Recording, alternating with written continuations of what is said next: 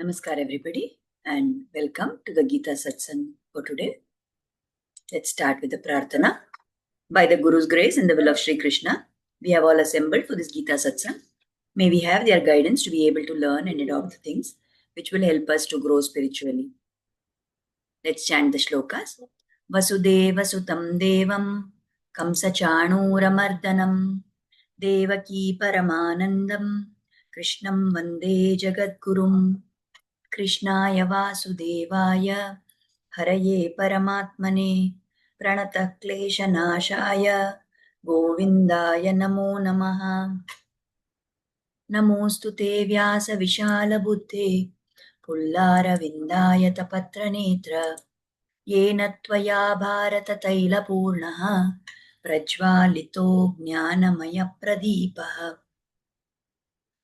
रामानुजदया पात्रं ज्ञानवैराग्यभूषणं श्रीमद्वेङ्कटनाथार्यं वन्दे वेदान्तदेशिकं यो नित्यमच्युतपदाम्बुजयुग्मरुग्म व्यामोहतस्तदितराणि तृणाय मेने अस्मद्गुरोर्भगवतोऽस्य दयैकसिन्धोः रामानुजस्य चरणौ शरणं प्रपद्ये।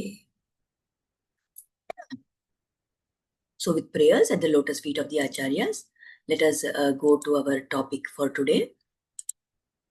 In the previous satsang, we had stopped at the 15th shloka, where Krishna told Arjuna about the 4 categories of people who do not worship him, the people who do not turn to the Lord. Now in the 16th shloka, he continues further and explains who are the people who turn to the Lord. Who are these blessed people who make sure that they are seeking the Lord for whatever they want. So in the 16th shloka, which is a very famous shloka also of the Bhagavad Gita, Krishna says to Arjuna, Chaturvidha bhajante mam jana sukritinorjuna arto jignasurartharthi jnani cha bharatarshabha. So he's addressing Arjuna as Bharatarshabha, the one who is the Rishabha, the bull among the Bharatas. So a great warrior, O Arjuna. Chaturvidha bhajante mam. These 4 types of people pray to me, they worship me. Who are these people? Artha, Jignasu, Artharthi, and Jnani. Artha means the distressed people, people who are in trouble, who are in great distress. Then those who are curious, who want to learn more, those are the Jignasu. Artharthi, those who have great desire and ambition to earn wealth. And then finally, those who are Jnanis, those who are the wise people. So these people who turn towards him, Krishna is referring to them as Sukritinaha. In the previous shloka, when he talked about the people who don't turn to him, he said Dushkritinaha. Those are the evildoers, people who are ill-fated. And Sukritinaha are those people who are blessed people. They are fortunate. And why do they have this fortune? Because they have lot of punya. They have lot of meritorious deeds to their credit. And such kind of people, only when we have done punya, we are able to take refuge in Krishna. We are able to even say his name. So these are the Sukritina. So here, if you remember in this Sampradaya, which Swami Ramanujacharya has explained, there are 3 tattvas we have always been talking about. Chit, Achit and Paramatma. Chit refers to the Jivatma. Achit refers to the inanimate objects in this world without jnana. And Paramatma is the Lord. So, there is our affinity to which of these 3 tattvas that will decide what level of bhakta we become. Now, 4 categories Krishna has laid out, and he says that which category a person falls into depends on the degree of their good deeds, depending on how much merits they have accumulated, depending on how much punya they have. People will fall into any of these categories. So if you look at the categories, the way Krishna has told in the shloka is a little different from the way our acharyas explain the order. So, first, we have those who are called as the artha. So, these are people, the acharyas explain that these are people who have lost their prosperity and status and they want to regain them. So, they are distressed. Why they are distressed? Because they had some good property and status and now that has been lost. So, they want to regain that, and that is why they approach the Lord. So these kind of people are called as Bhrashta Aishwarya Kaman, the person whose Aishwarya has become Bhrashta, the one who was prosperous but lost it later. The prime example for this is somebody like Indra, who is the king of the Devatas. So we have seen in many cases how whenever Indra is in trouble, whenever he has lost his position, then he wants to regain the position, and for that he approaches Brahma, and then Brahma tells him that come, we will go to Sriman Narayana and get the blessings from him. So like this, Indra is a prime example of somebody who has prosperity and status but loses it, and then to regain that he turns to the Lord. So he is called as, such people are called as Artha. Then we have the second category of those who they don't have any Aishwarya, they don't have any prosperity. Now, freshly, they want to become prosperous. They are very ambitious that they want to gain lot of wealth and prosperity in this world. So they are people who are attached to all the Achit Vastus. Achit Vastus in this world, they are all the objects which give us joy, which give us pleasure. So they are attached to those kind of objects and they seek pleasure from these material possessions. So those people are called as Artharthi. The Acharyas explain that these people are Apurva Ishwarya Kama. They are people who want new Apurva. They want new Aishwarya. They have not had any prosperity ever, but they want it now. And they also approach the Lord. This example, we can say somebody like Dhruva. If we remember the story of Dhruva, he was a little child, and because his father Uttanapada did not allow him to sit on his lap, or rather, the stepmother Suruchi did not allow Dhruva to sit on the lap of the father, he wanted that he should gain great status. He wanted to become so great that he would be a very prosperous person. He wanted a very high sthana, and that is why initially he turned to the Lord. Of course, later, once he had darshan of the Lord, he realized that all these desires are very petty. But when he initially undertook tapasya, what was the purpose of him praying to the Lord? What was the purpose of him worshipping the Lord? It was to get some Aishwarya, to get some status, to get some kind of prosperous level. So that is what we mean by Artharthi. The third are the category of people who are curious and they want to know things. They are seekers of knowledge. They are very curious that what is this life? Why I have been born in this life? Why do I have this kind of a status here? What is the nature of myself? What is this Jivatma? What is the true capacity of this Atma? Like that, they want to experience the glory of the Atma. So they want Atma Sakshatkara. They want to have self visualization. They want to realize the glory of the Atma. They are called as Kaivalyarthi. So these are the people who are categorized as Jignasu. So they are little better than the Artha and the Artharthi because those two categories of people were only interested in Achitvastu for the purpose of enjoyment of pleasure.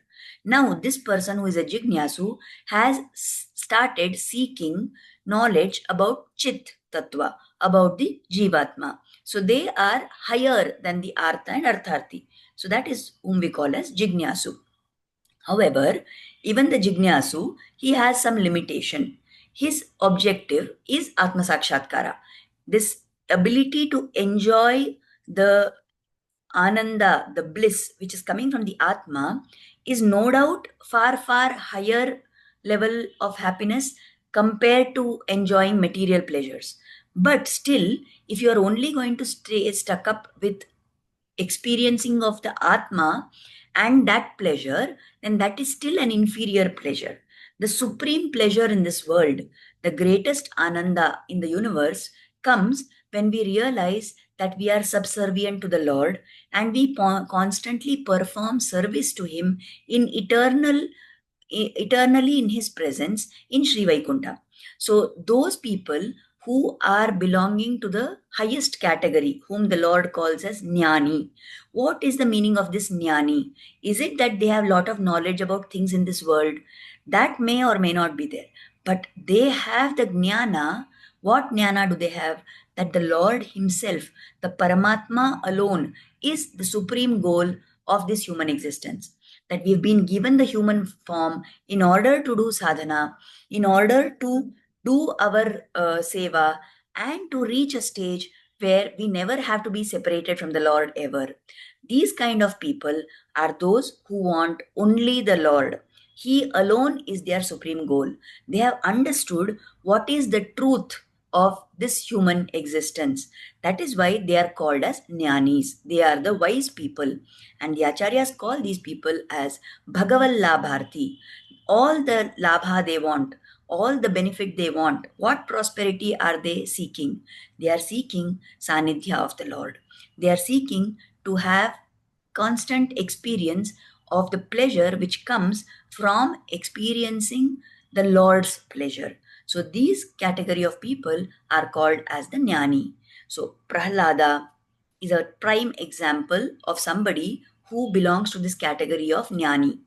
We don't know what all Prahlada learned in that school, in that Gurukula, which was being run by that Shanda and Marka, those who were the Acharya for the Asuras.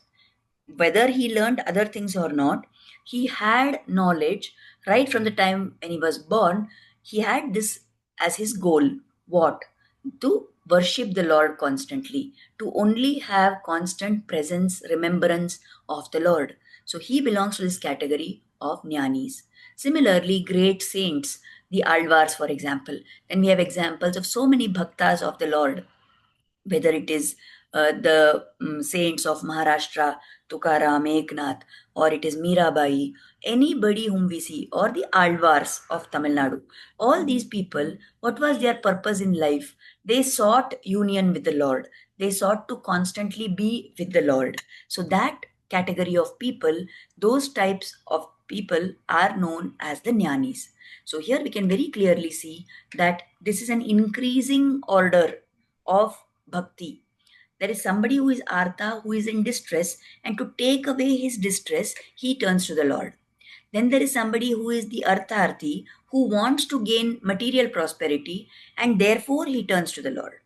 Then there is someone who wants to have experience of the Atma, and by running around in search of that knowledge, he starts to turn towards the uh, Atmanubhava. And then we have somebody who realizes that attaining the Lord's feet is the supreme goal of my life. There is nothing more that I want in this world. And those are the jnanis. So, like this, we come to know that these are all categories. Krishna himself is telling that these are the categories of people who turn towards me. Now, whatever be their desire, the fact that they are turning towards the Lord to get that desire fulfilled, that means they are far, far better than people who are lost just in sensual enjoyment in this world. They are not simply lost in pleasures. They have some trouble, they have some desires, and to fulfill those desires, they are turning towards the Lord. So definitely they are Sukritina. They are people who have some punya to their credit, because if they didn't have punya to their credit, if they had only committed lot of papas, they would have been in the other category of Muda and so on, which Krishna explained in the previous shloka, right? Naradhama and all that. So they are not, we are seeing that these people are different from those people because they have some punya which they have accumulated from past janmas, but they are falling into any of these four categories. Now, here the acharyas explain that the Lord is sakshama, he is capable of giving anything and everything that we ask for. When he can give us anything and everything, why should we ask him for petty things? If he can give us constant joy and ananda which comes from being in Sri Vaikunta, why should I be happy to ask him for some material Aishwarya in this world? They say, the acharyas explain, this is like standing in front of Kamadhenu. We know Kamadhenu is the wish fulfilling cow, and whatever you wish for, she will give to us. But if there is a person who is doing some kind of tapasya, and then Kamadhenu comes and says, okay, what do you want? What should he ask for? He should ask for anything which is going to give him supreme pleasure constantly. Instead of that, if he just says that, oh, I don't have a kopina, I don't have a loincloth for myself, please give me that. Is that something, such a petty thing that he should be asking from Kamadhenu?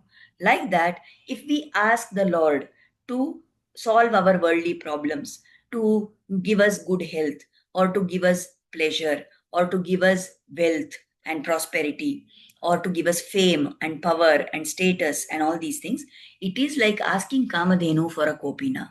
So that should not be our goal. We should realize that Lord is the Kalpavriksha. He is the wish fulfilling tree, and whatever we want, whatever we ask from him, he's going to give us. Why should we ask for anything else other than himself? The Lord is the one who is capable of giving us constant ananda. That being the case, shouldn't we ask for that experience of ananda from the Lord himself? Why should we ask for petty things? This is what the acharyas caution us, what we should look for when we start seeking God. Now, in the next shloka, Krishna continues further. He has told now four categories of people. Now, in the 17th shloka, he is expressing his opinion that who are, out of all these people, whom is it that I consider the highest?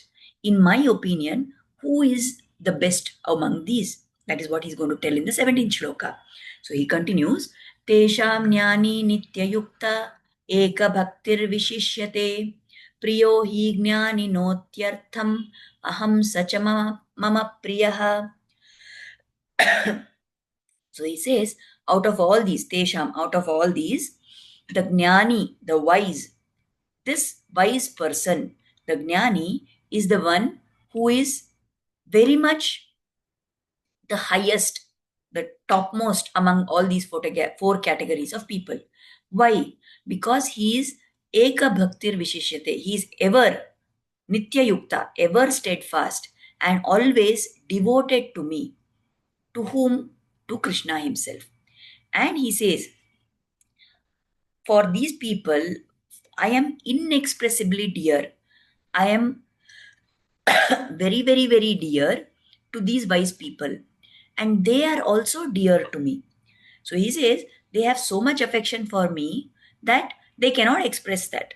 That much of a inexpressible devotion they, the jnanis, have for me. And I also consider them as very dear towards me.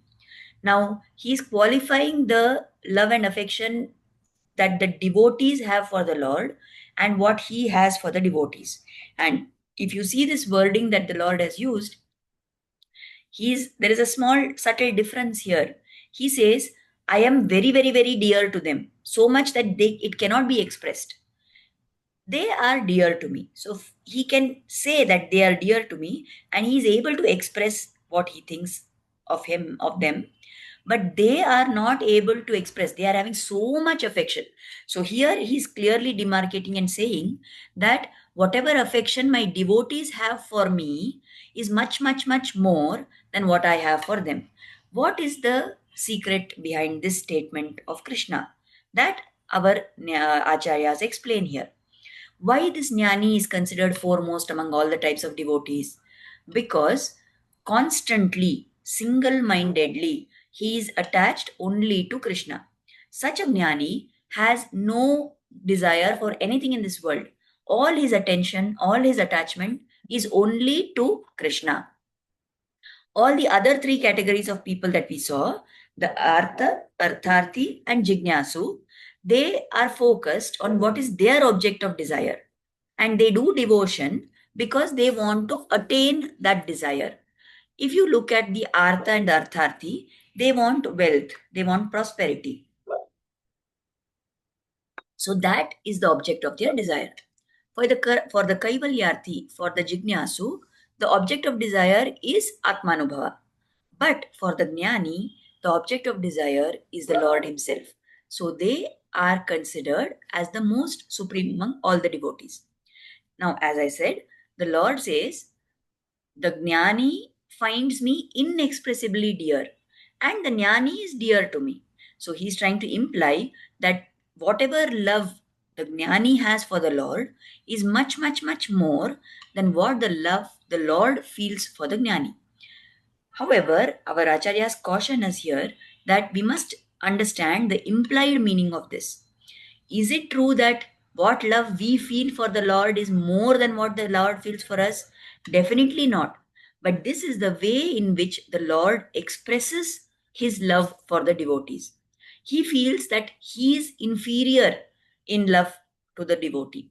He feels that they have done so much for me. The devotee may have done just one tiny small thing, but the Lord feels that he has done so much for me that I can never reciprocate that love which the Jnani devotee is showing to me. That is why he is saying that for the Jnani, I am very, very, very dear. For me, the Jnani is dear. In reality, his love for us is without any limit. All these janmas, he has constantly been waiting for us, isn't it? For us, if we are bhakta in this janma, then only now we have started to express the bhakti. Only now we've started to feel the joy of being in the presence of the Lord. Now only we are trying to get that experience. So our love for the Lord is very short term. It has started only maybe now. Okay, we would have done certain things in previous janmas, but now we are seeing the fruit of that, or we are able to feel that love for the Lord. Whereas the Lord has been with us constantly. There would have been so many births previously where we would have been Nastika. Then slowly we would have done something and become Astikas. Then slowly we would have come to the level of the Arthar, the Artharthi, and so on. And now somebody has reached the state of a Danyani. So, with this person, during all those stages of his journey, through so many janmas, without letting go, even for a single moment, the Lord, the Paramatma, has been patiently sitting within this Jivatma, waiting for that Jivatma to turn towards him. So, whose love is actually greater? Definitely, it is the Lord's. But the bhava of the Lord is that, oh, this devotee has given me so much. What can I do in return for him? They actually quote the example that how we all know the incident where Draupadi was disrobed in that assembly. So at that time, when she prayed to Krishna and threw up both her hands in surrender to him, he sent that unending supply of clothes, isn't it? Dushasana got tired and still the clothes were coming and coming and coming as he tried to disrobe Draupadi. So, why is it that the Lord gave those clothes to Draupadi? It is told that previously, at the time of the Rajasuya Yajna, when Shishupala had been killed, when the Sudarshan Chakra came back onto the finger of the Lord, then at that time he had suffered a small cut and blood began to flow from there. So that time, Draupadi tore off a piece of her cloth and wrapped it around the Lord's finger. And he said, in what can I do ever in return for this? I will make sure that I help you in some way. And yet it is said that although he did that help to her, he prevented her honor from being lost in that assembly. Yet Krishna used to always say that Draupadi has done so much for me. What I did was hardly anything enough to repay her honor, to repay her debt. Like that, the Lord's love for us is limited, limitless. He is constantly thinking that if the bhakta does even a small thing, he feels the bhakta has done so much for me. What can I ever do to repay this bhakti, what the bhakta is showing to me? Like that, we can see in the other example also. During the episode of the Rasa Leela, which is quoted in the Srimad Bhagavatam, after the incident of the Gopi Geet, there is a stage where Krishna starts playing his flute, and then all the gopis they are entranced and they leave whatever they are doing and they come in search of him. So initially, when they come and they find Krishna, then they are very happy to be in his presence and they start dancing with him. But then, after some time, suddenly there is a little ego which develops in them, and they feel that, oh, see, Krishna himself is dancing with us. So at that point, Krishna disappears. And then later, after some time has passed, once they have realized their mistake and they keep pleading for Krishna to appear again, then he comes and he appears again. And then he takes numerous forms, and every gopi feels that she has one Krishna exclusively dancing only with her. So, this our acharyas have explained repeatedly. It is to be looked at from the spiritual viewpoint and not as a physical desire of the gopis. Who were these gopis? They were none other than the rishis from Dandakaranya forest in the Ramayana.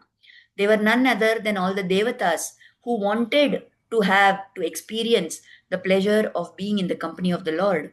And all those souls had taken Janma as gopis.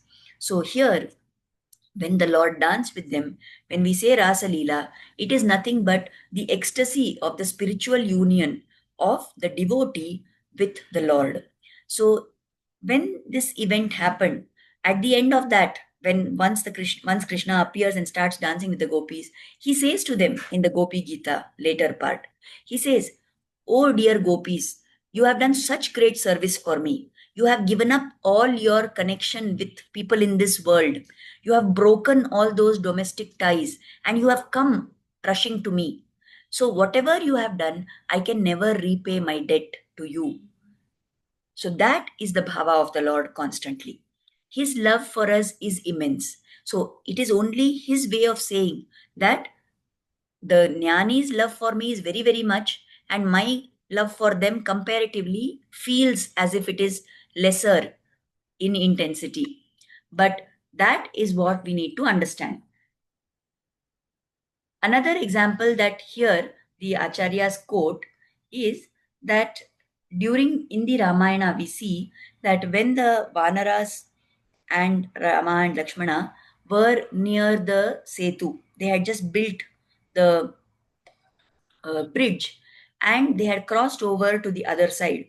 And then, when they had to rest for the night before the Yuddha started, everybody, all these Vanaras were very enthusiastic that now they have reached to the land of Ravana, and now we are going to fight and we are going to destroy them, and there will be a great fight, and we will kill all the Rakshasas, and so on.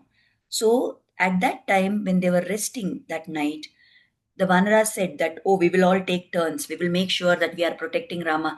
We don't know now, there could be some asuras who are coming here and trying to attack Rama and Lakshmana. We have to make sure that they are protected. And so those Vanaras told Rama Lakshmana that you please, both of you, you take rest. You go to sleep.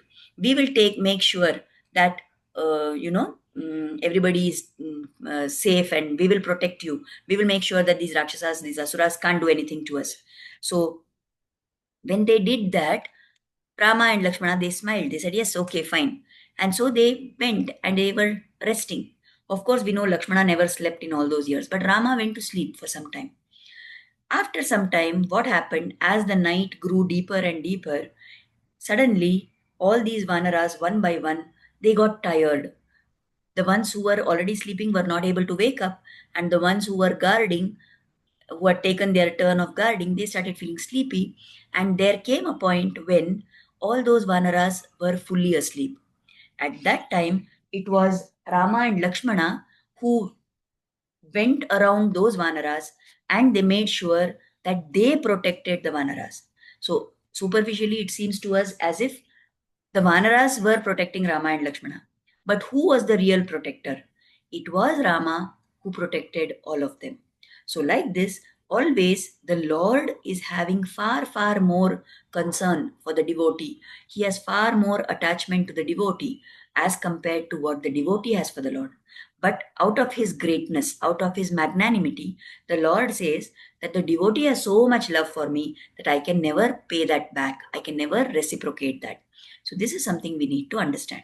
That is why it is always told that if we take just one step towards the Lord will take the remaining 9 steps and make sure we reach Him, because He has constantly been waiting for us from all these births for us to turn towards Him.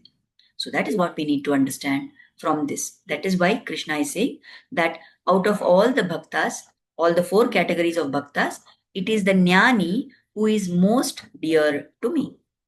Now, here it would be relevant to talk of, because we've said how the Lord is so, subservient to his devotees. He has so much love for the Bhakta that he is ready to do anything and everything which the Bhakta tells him.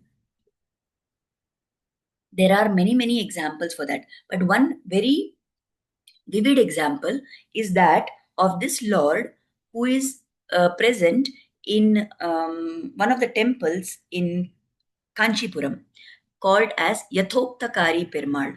He's called as Yathoktakari. Yathoktakari means the one who did as he was told. That same thing is expressed in Tamil as Sonna Vannam Seida Perumal, the one who did as he was told. That Lord who did as he was told. Who told what, and what is it that the Lord did? So, we know that out of the 12 Alvars, there was one this Alvar called Tirumaishi Alvar. Now, this Tirumaishi Alvar had a disciple called Kanikannan. This Tirumaishi Alvar had spent, he had a, very big lifespan. He had lived for thousands of years. And after trying out many different forms of worship, different margas for sadhana, he had come finally to understand that Sriman Narayana is the Supreme Lord, and he was engaged in worship of the Lord. So one day, what happened was there was one old woman who used to come and help to clean his ashrama. So he was pleased with her seva, although she was old. With lot of nishtha, with lot of devotion, she would do the seva in the ashrama. So this Alvar was very happy with her service, and therefore he gave her a boon. He said, "I bless you that you will become young again. You will have a form like a young woman, and always you will be like this only." So she had that boon. One day, the king of that place saw this woman, and he noticed that, oh, she's so beautiful.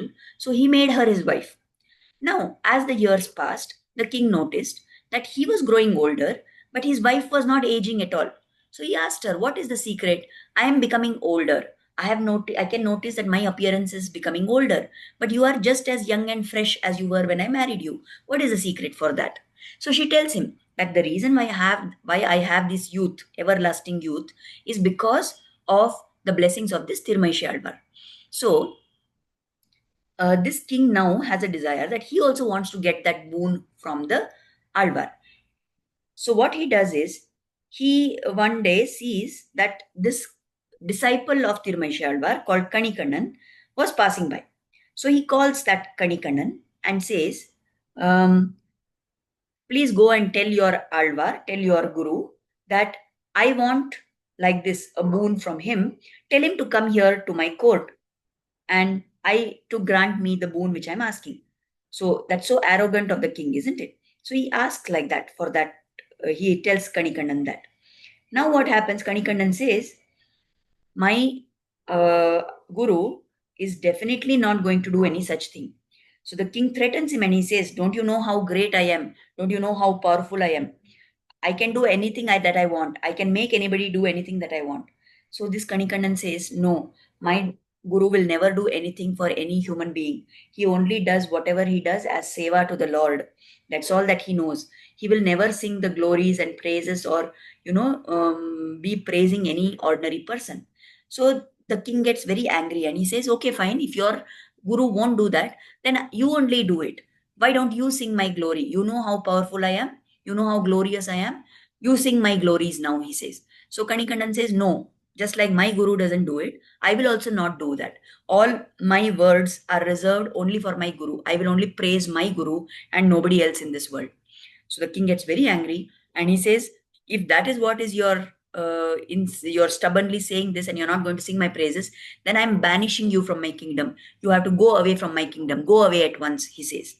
So Kanikandan says, "Okay, fine, I will do as you say, but I will not go against what I have told. I will not go against my guru." So he goes to the guru and tells Tirumaishi Alvar that like this, all these events have happened and I'm leaving because the king has banished me. So Tirumaishi Alvar says to Kanikandan that, "Oh, is it so? If the king does not want you to live in this kingdom, then what's the purpose of me living in this kingdom? I am also with you only. Let us both go away together. You have been banished, so I'm also going to come with you. Let us go away from this place." And he starts to walk with Kanikandan. Suddenly he looks, this Lord is lying there in the Shayana form, he looks at the Lord, Tirumaishi Alvar, and he says, if neither I nor Kanikannan are going to be in this place, what's the work for you here? We are the ones who are singing your glories. We are the ones who are worshipping you. So if we are only not going to be here, why should you be here? O Lord, who is lying on Anantashayana, roll up your serpent bed, roll up your bed and come along with us. And wonder of wonders, the Lord stands up and actually rolls up Adishesha as if he is a mat and takes him along and starts walking behind these people. So it's a very curious procession. In front is Kanikannan, behind him is Tirumaishi Alvar, and following both of them is this Lord who has rolled up Adishesha and walking with him behind him. They go to one place and they stay there that night. In the meantime, that kingdom which they have deserted, that kingdom becomes totally dull. Everything starts to go wrong there. There are a lot of natural calamities and lot of bad omens are seen there. So everybody starts saying that this is because the king banished Kanikannan, and Alvar has gone with him, and the Lord also has gone away from this place. That is why this ill event has come upon us. So they go and advise the Lord.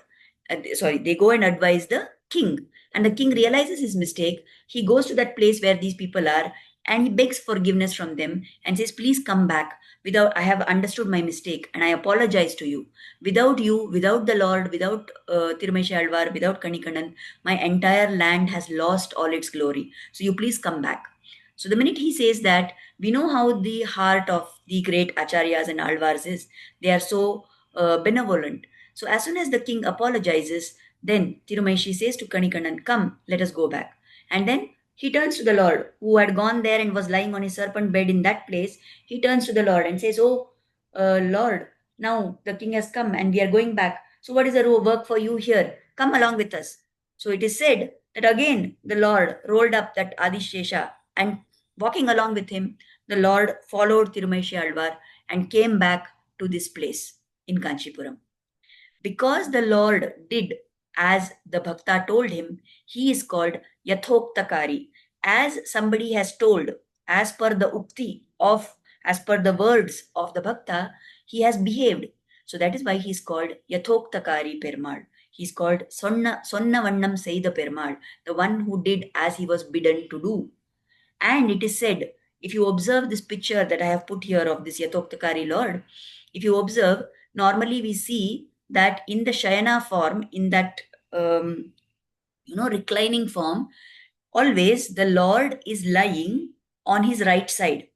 Almost all the other temples, if you see the form of the Lord, he is lying in the other direction. He is lying on his right side, and his left hand is stretched out in front, isn't it?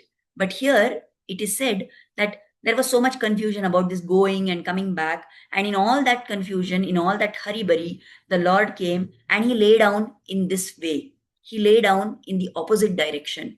And that itself is a constant reminder to us that how much love the Lord has for his devotees, that he's ever ready to do whatever the devotee bids him to do.